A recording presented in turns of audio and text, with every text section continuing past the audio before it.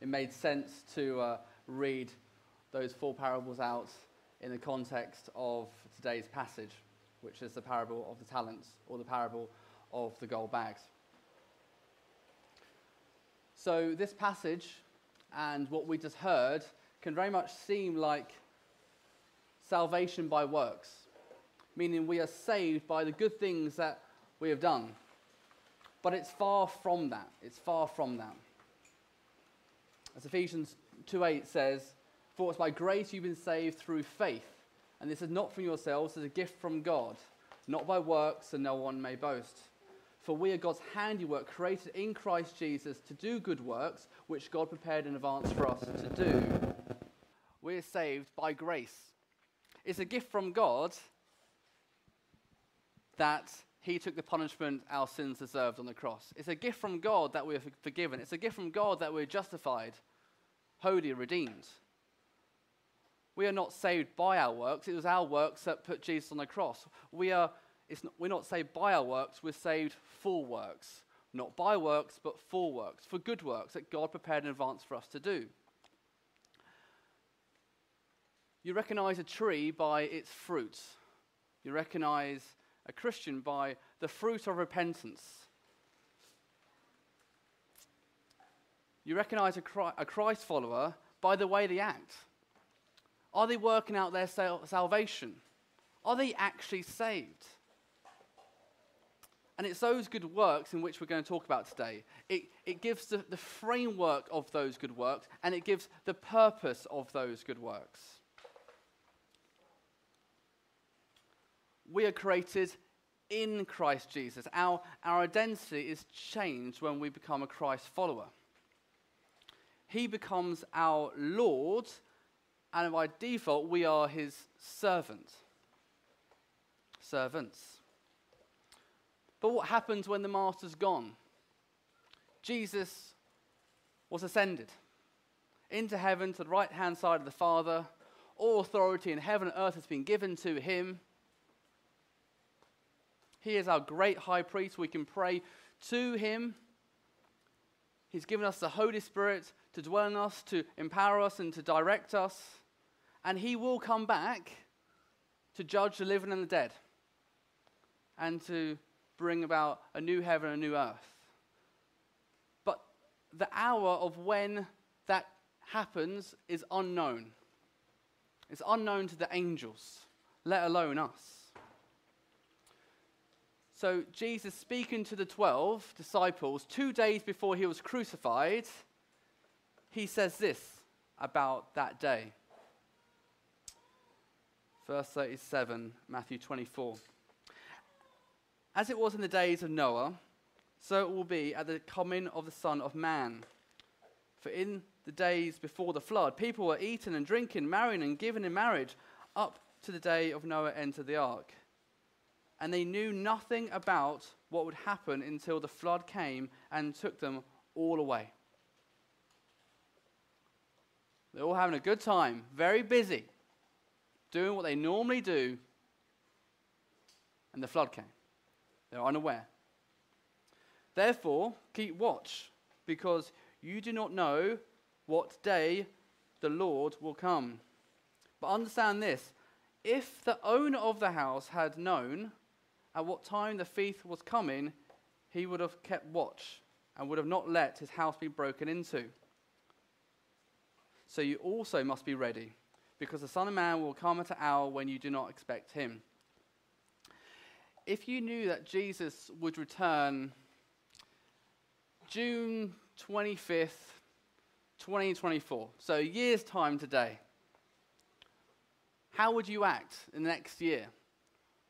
Would you act differently for this year, knowing that He was going to come? What if Jesus came back 25th of December this year?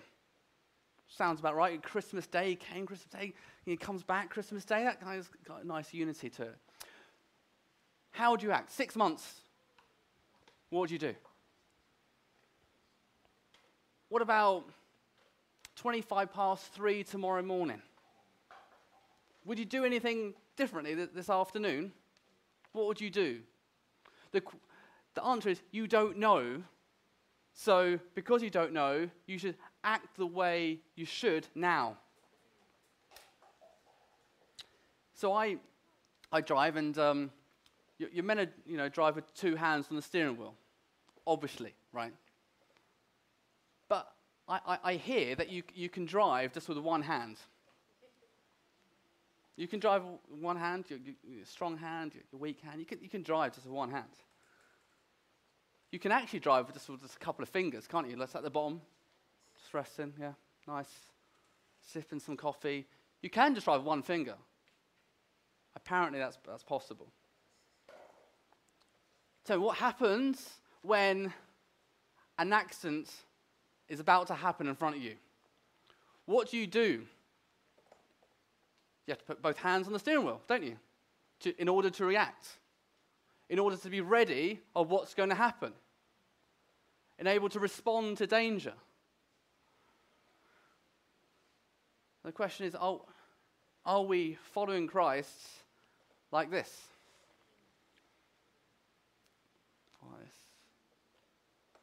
Like this. What is it? Are we ready? Because it's like in the car accident, we don't know what's going to happen, or when that's going to happen. But we know Jesus is going to come. So are we going to act ready now?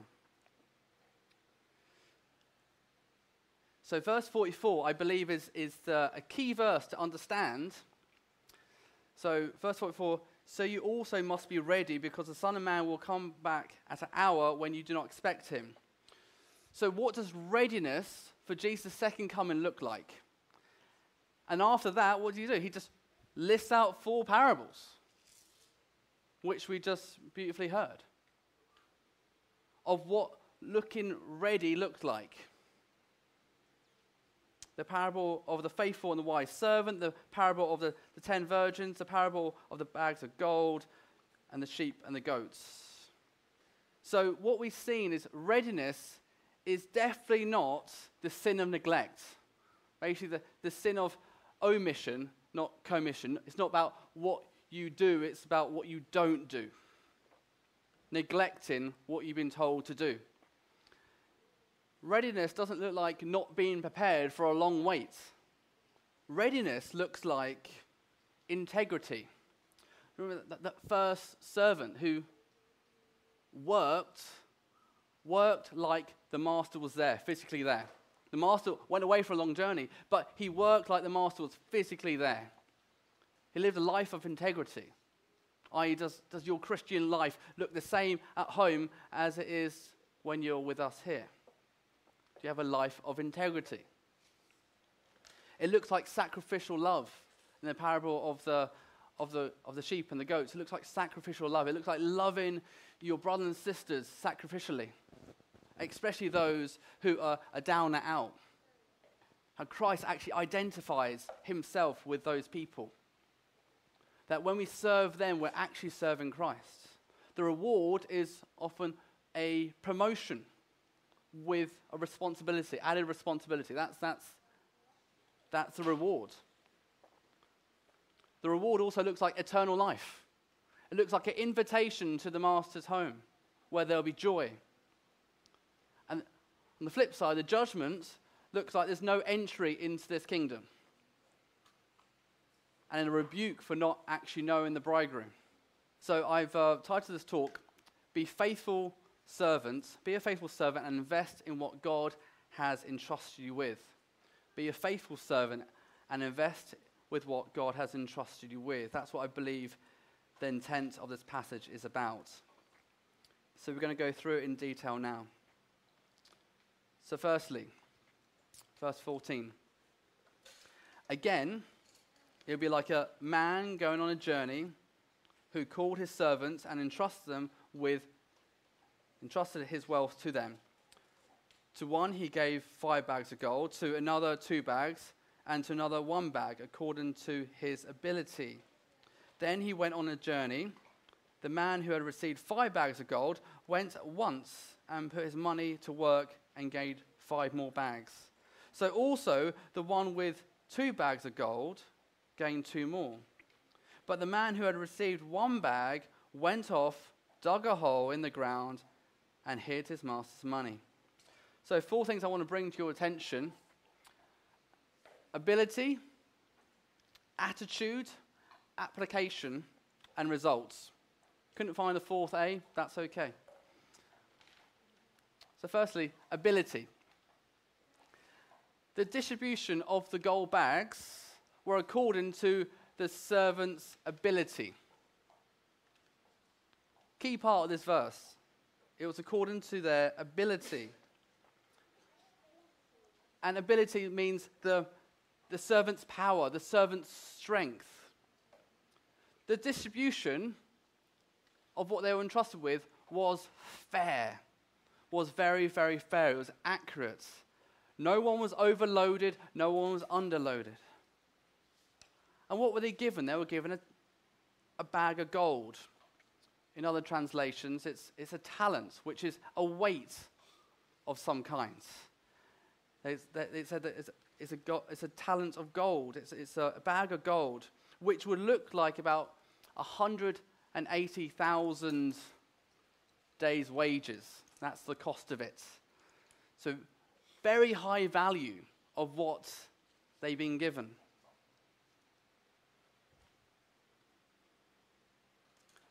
And so attitude. So they went off. So it's interesting how they departed the master. Some went off at once, and some just went off. There's a slight difference there, isn't there, in the reading? The ones who went off at once, they felt the weight of what they've been entrusted with. The good servants, they felt the responsibility of their assignment and went off without delay. Compared to the last one who just went off. Seems like a lack of willingness from the start. And what was the application? To put his money to work, meaning to be active, to accomplish something. So to invest with what they've been given. This parable uses symbolism, like all parables do, and to reveal spiritual truths. And I believe that Jesus used the word talent, in other translations, or here bags of gold, so it would be a universal application. This is not just about money. It's about everything that you've been entrusted with. Your time, talent, and treasure. We've been given all things by God. We came into this world with nothing, and we leave with nothing. Everything has been given to you. Everything in your life, everything that you're good at, has been given by God. Your time has been given to you by God. God will take away your time one day. He can stop you breathing like this. God gives us time graciously every day. And he gives us treasure. I'm definitely not rich, but all money I have is from God. It's all God's, it's not mine. It's all God's. And the idea is that they invest in what they've been entrusted with. This very high value gift. Your time is of high value. Your talents are of high value, and your treasures are of high value.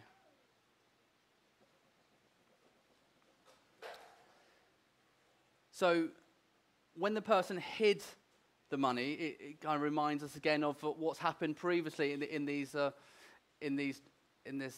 parables, of the sin of omission, of neglecting what they're called to do. James puts it like this: if anyone knows the good they ought to do and doesn't do it, it's sin for them. And what's the result of investing? The result of investing seems to be doubled. We don't know how they did it. Don't know how. The details aren't there. It's not important. The important truth, spiritual truth, is that when you use what God has entrusted you with, when you're active with it, there's a result. And the result for the one who dug his talent in the ground, well, there seems to be nothing going to happen there. So firstly, the faithful servants are rewarded. Verse 19, after a long time, the master of those servants returned and settled accounts with them. The man who has received 5 bags of gold brought the other 5. Master, he said, you entrusted me with 5 bags of gold. See, I've gained 5 more. His master replied, well done, good and faithful servant. You have been faithful with a few things. I'll put you in charge of many things. Come and share your master's happiness. So there's a commendation, there's a promotion, and there's an invitation. There's 3 things that the master does. Firstly, a commendation. Well done, good and faithful servant. The master didn't say, well done, good and successful servant. Well done, good and faithful servants. That's what's repeated afterwards. Not about, oh, what did you get? What did you bring? It's about faithfulness.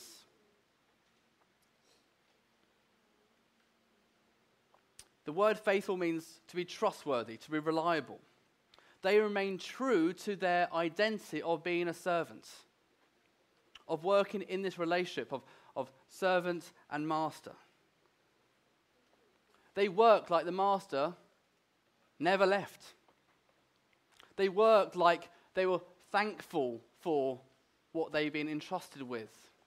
They worked like they loved the master. There's no greater words to hear than God telling you, well done, good and faithful servant. There's no greater words to hear than that. That fuels my life, if I'm honest. Those words. That's all I want. I just want to hear those words. We work very hard to be commended by people who aren't our master. Very hard. We often seek approval and praise for the wrong things by the wrong people. A few words of praise of how you look, or how your house looks, or what you know, or what you can do. We spend a lot of the time that God has entrusted us with on doing that, on working for that commendation.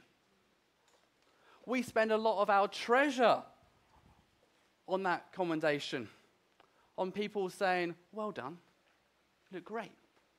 Oh, this is great. You must be brilliant.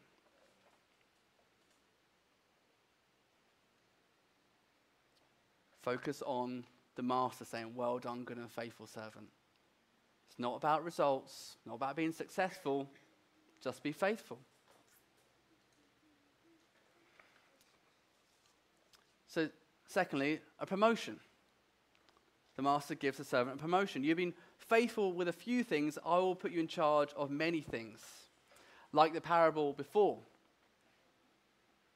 There's a promotion, there's added responsibility. Heaven is not just sitting on a comfy couch. Heaven looks like working for the king in his kingdom. It's going to be really exciting. And it also looks like an invitation. Come and share in your master's happiness. The theme of eternal inheritance comes again here. That we're invited in, not cast out. We're invited into his master's happiness. Promotions are normally filled with a lot of stress, aren't they? I don't know if anyone's here been promoted before, but maybe feel stressed and anxious of the added responsibility. But this promotion will be one full of joy. And now, verse 24, the lazy are judged. Verse 24. Then the man who received 1 bag of gold came. Master, he said, I knew that you're a hard man, harvesting where you have not sown and gathering where you have not scattered seed. So I was afraid. And I went out and hid your gold in the ground. See, here is what belongs to you. His master replied, you wicked, lazy servant. So you knew that I harvest where I have not sown and gather where I have not scattered seed. Well, then you should have put my money on a deposit with the bankers, so that when I return, I would have received it back with interest. So take the bag of gold from him and give it to the one who has 10 bags. For whoever has will be given more, and they will have an abundance. Whoever does not have, even what they have will be taken from them. And throw that worthless servant outside into the darkness where there will be weeping and gnashing of teeth. What's the reasons why the servant hid what was entrusted to him? That's the big question. Why did he do it? Just looking at the text, this is what it says. He didn't understand the master. Verse 24, I knew that you were a hard man, harvesting where you have not sown and gathering where you have not scattered seed. He's saying that the master is someone who finds ways to take things that aren't his. Put it in just a kind of a real life setting. When I became a Christian, I was working for a production company in Soho. I said that I'm making a film for church. The director of this company said,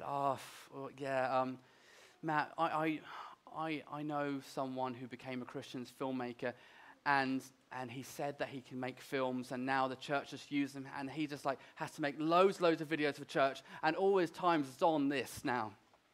Didn't seem fair to them. Didn't seem fair to her that this person would use all their talents and all their time on something for them it seems worthless. It's very hard to understand this part of the passage, if I'm honest. And I always recommend, if someone's doing a Bible study or a preaching, that they use a website, which John recommended to me about 7 years ago, called Step Bible, where basically you can click on the word, that's on the ESV translation, and the Greek translation will come to that word. And I was doing a bit of studying on this passage, and I noticed that the word new is different. In Greek, there's 2 different words for the word new here. Let me explain. So, when the servant says the word new, in verse 24, he says, I knew that you're a hard man. The gospel writer, Matthew, uses the word genwansko. He claimed that he knew his master to be hard from personal experience. From personal experience, I know that you're hard. Okay? Now, does the master say that? No. When he used the word knew, so when he says, verse 26, so you knew I harvest where I have not sown. Matthew uses a different word for the word knew there, which is an understanding something based on perspective. So, from your limited perspective, you knew this, or you thought this. It's not full knowledge, it's not knowledge based on truth, it's just based on your perspective. So, from the perspective of the director of that company, thought, oh, that's just a waste of time. It's a waste of time, waste of resources, waste of talent. And then he judges by his own words. If you thought I was a hard master, why didn't you do something about it? If you really thought I was hard, well, why didn't you invest? So he uses his own words to judge him. We must trust God by his word and how he instructs us, not about how we feel. Because when we base our way that we respond to God by how we feel, then it's going to be skewed, it's not going to be right. And his perspective made him lazy. It made him lazy. So there's this great quote. The foolish virgins failed from thinking their part was too easy. They thought it was too easy, all they got to do, hold a torch, it'd be fine. The wicked servant here fails from thinking it's too hard. The lazy servant counts the cost of having to invest and decided, nah, not to try. It's not worth it. The point is very simple. Being ready for Christ involves more than just playing it safe, more than doing nothing. It demands a kind of service that produces results. Faith by itself, if not accompanied by works, is dead. From his perspective, he made the comparison, possibly, to others, thinking, I can't do much. I've got less than everyone else. What can I do? They can't achieve what they can achieve. I'm just going to do nothing. And that's obviously the wrong approach. So instead of a commendation, they get condemned. You wicked, lazy servant. It doesn't matter what the servant thought, how he blamed the master, how he made excuses. At the end of the day, master says, you wicked, lazy servant. Instead of a promotion, a firing. Instead of an invitation, thrown out. Thrown out into a place without joy, thrown out to a place without the master. Sounds like hell. So what's the application for us today? Be a faithful servant and invest in what God has entrusted you with.